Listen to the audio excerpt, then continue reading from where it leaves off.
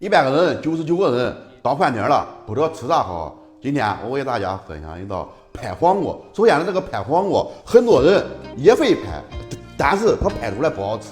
来，黄瓜2根，这黄瓜洗净了，先叫它屁股门一去，去了这个先搁一边。拍黄瓜也可以是凉拌的，你看用这个刀背子拍，为啥拍？因为它拍出来了是吧？它去调它入味儿，这样切刀这样一切。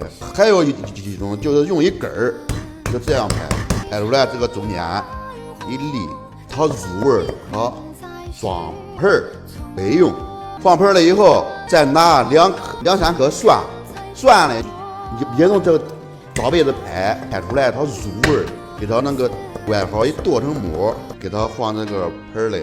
拿出来以后，蒜黄少切一点，往那一放，香菜放一边。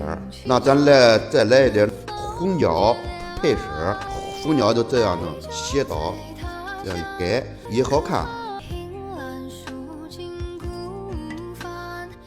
放一边。